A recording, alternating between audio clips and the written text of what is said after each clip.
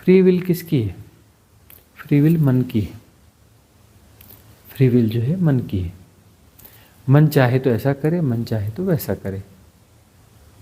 इसीलिए तो तुम मनुष्य हो ना।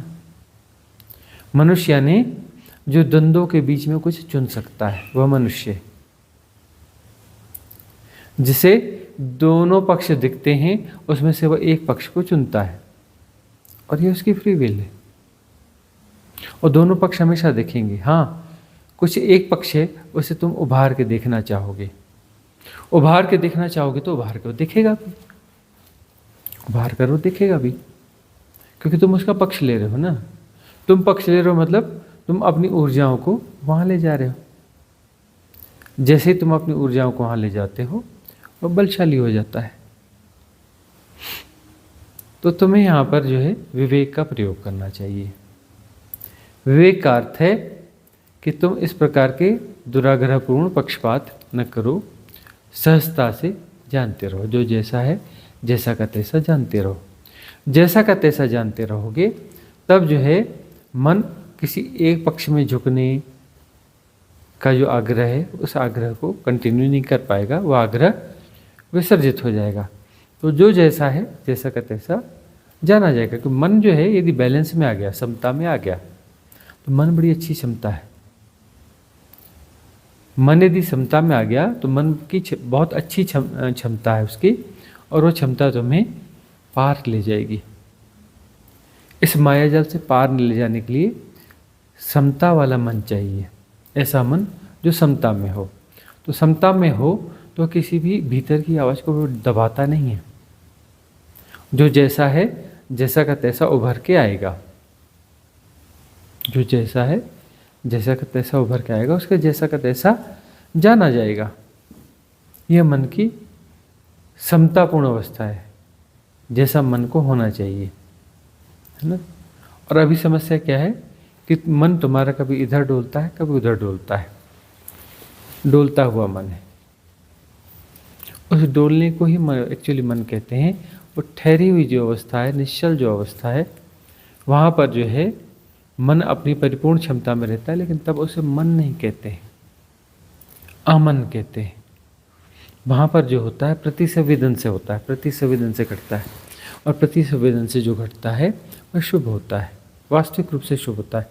शुभ अशुभ वाला शुभ नहीं होता, जिसमें कि शुभ है और शुभ के खिलाफ अशुभ खड़ा है, अशुभ के खिलाफ शुभ खड़ा है, वो वाला शुभ नहीं। एक सहज शुभ, वह सहज शुभ जो है बड़ा प्रेरणादायी है। तो अस्तित्वगत यह व्यवस्था है कि तुम्हारी अंतरात्मा की आवाज़ कभी बंद नहीं होती, कभी बंद नहीं होती।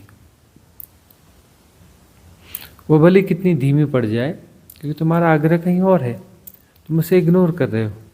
इग्नोर कर रहे हो तो धीमी सी आवाज़ से तुम्हारे तक पहुंच भी नहीं पाती और चली जाती है, क्योंकि उसमें वो फ्लो नहीं है, वो दबाव नहीं है, वो जज्बा नहीं है।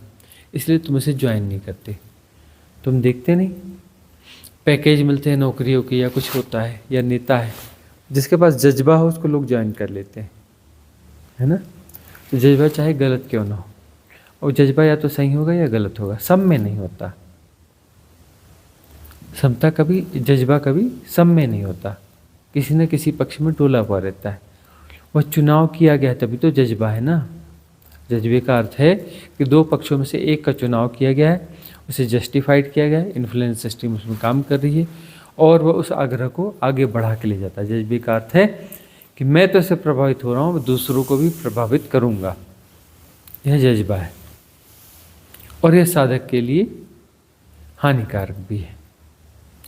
तो साधक जो है वह जान लेता है, समझ लेता है कि जो है कौन सी आवाज़ मन की है और कौन सी आवाज़ अंतरात्मा की है। अंतरात्मा की आवाज़ कभी आग्रहपूर्ण नहीं रहेगी, कभी आदेशात्मक नहीं रहेगी। अंतर की आवाज़ कभी आदेश नहीं देती कि ऐसा कर लो, करना पड़ेगा, नहीं। वह हल कैसे बताती कि यह ऐसा है, इसको करने से ऐसा होगा, इसको करने से ऐसा होगा, चुन लो तुम्हें क्या करना है, या अपनी समझ को विकसित कर लो, है ना। समझ को विकसित कर लोगे, प्रतिसंवेदन से जियोगे, अपने आप सही निर्णय आएंगे। तो प्रति संवेदन से जीना है। प्रति संवेदन से जो जिया जाएगा वो सहज जीवन होगा।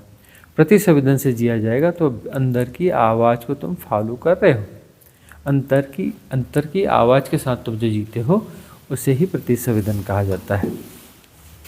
प्रति संवेदन का अर्थ है अंतर की आवाज़ को फॉलो करना।